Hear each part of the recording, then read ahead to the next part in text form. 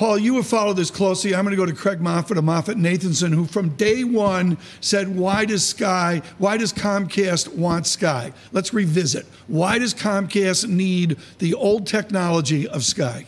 I think the biggest issue for Comcast is they need some international exposure. The Comcast is essentially a 100% domestic U.S. company. The U.S. pay TV business is mature. The broadband business is growing.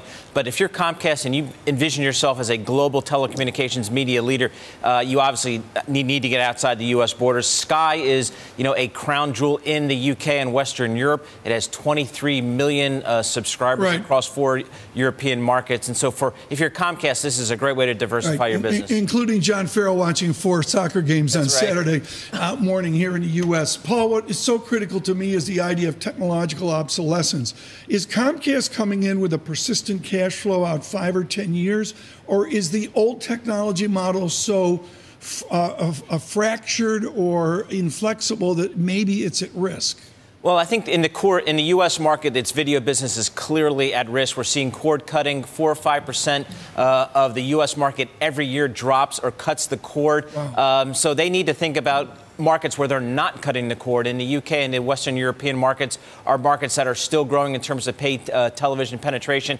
That's the kind of growth they're looking for over the next 5 to 10 years to augment what is a good broadband business for Comcast. Paul, what happens to Fox's 39% stake in Sky?